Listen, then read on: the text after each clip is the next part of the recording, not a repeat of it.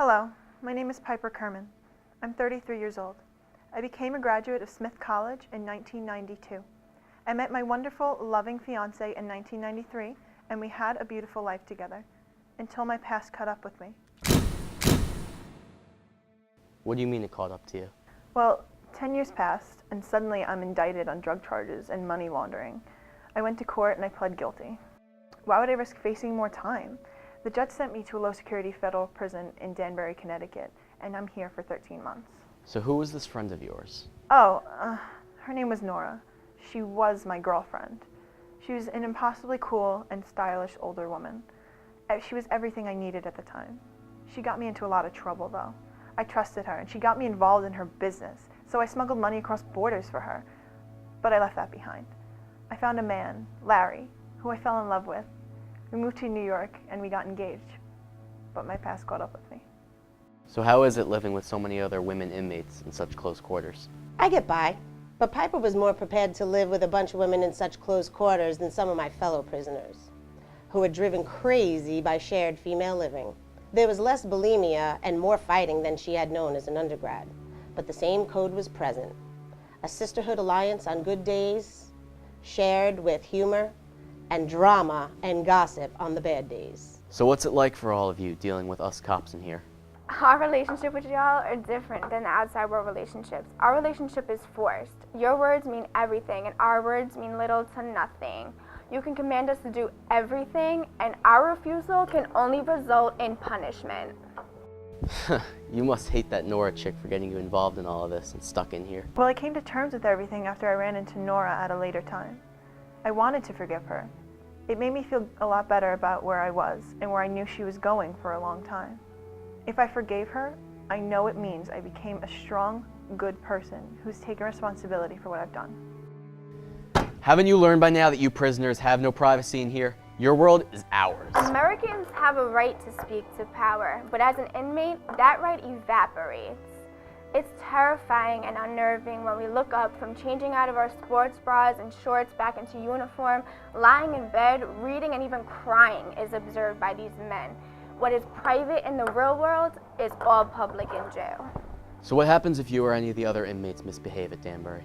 The list of important things a prisoner has to lose is very short. Good time, visiting privileges, phone access, housing assignment, work assignment, participation in programs, that's basically it. If they catch us fighting or with contraband, they can take one of those things away. Other than that, the only other option is the shoe. Not fun at all. Are there rules that you prisoners live by within your social groups? Piper had to learn real quick. She kept her head down in the beginning. You never steal from each other. You must act right during count. And you need to treat other prisoners with respect and pass inspection of your cube. If any of these things go wrong, it can disrupt the day and cause unity issues. So, are you carrying your weight around in here, inmate? Yeah, I'm doing my job. We only earn 14 cents an hour, but working in jail gives us a sense of normalcy. It's another way of passing time with women we have something in common with. So what else did you do to occupy your time in prison? I ran a lot. I did yoga. I kept active.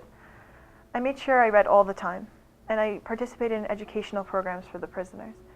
I did what I had to do to continue to be myself.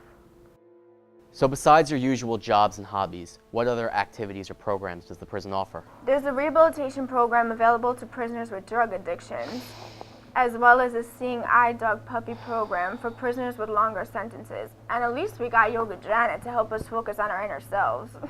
Do prisoners pray a lot in prison? There's lots of folks who practice their religions and others that describe a faith like you never heard.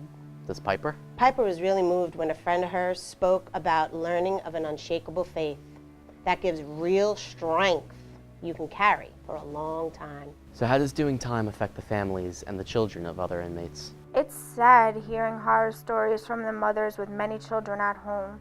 They loved their children but couldn't handle them. And now, as a result of poor decision, these children are being put through horrible experiences. So, on a different topic, how is it that women inmates can have visitations from friends or family? Here at Danbury, we just add folks to our visitors list. Then it's up to the COs to do all the paperwork. That power game fuels much of the prisoner-guard relationships. Does Piper get a lot of visitors? Oh yes, Piper's fiance and family and friends visit her every weekend. Do you? I have some family that comes too. It depends. Anyone who receives visits on a regular basis usually keeps at least one pressed uniform just for these times. Hair was just as important as the uniform. Women inmates getting their hair done in prison? You've got to be kidding me. It helps us to feel a bit more like a normal girl, performing beauty chores with girlfriends. Once a prisoner completed her hairdo, she could then move on to makeup. Makeup? Really? Along with many other items, you can buy it at the commissary or get some smuggled in by a visitor. Everyone expecting a visit would present themselves pressed, hair did, and painted on the landing next to the payphones where you can see your loved ones approaching up the hill from the parking lot. So what does your family think of you? Yeah, they must be pretty embarrassed and disappointed in you, huh? No, you don't understand the relationship I have with my family. When I knew I was coming to Danbury, my friends and family threw me a goodbye party. They also set up a website in my honor. They send me tons of letters and books. They're proud of me and hold our relationship strong. I also find that I made new family in prison, and I've made bonds that help me get through every day, with every conflict. Unfortunately, I couldn't always do the same for them. These women face a constant battle between prison and the outside world. They adjusted and acclimated, but you always have to remain ready to go home every day. It's not easy. Prison messes with you. You seem to forget what it's like on the outside world, even in a few months. And several of these women have been there for years. The ones that struggle with where they are the ones who have trouble forming relationships with the staff and the prisoners. All right, I think that just about covers it. The authorities will be here soon to transfer you to another facility to await trial on your charges. Thank you for your cooperation. We say thank you, we say please, and excuse me when we sneeze. That's the way we do what's right. We have manners, we're polite.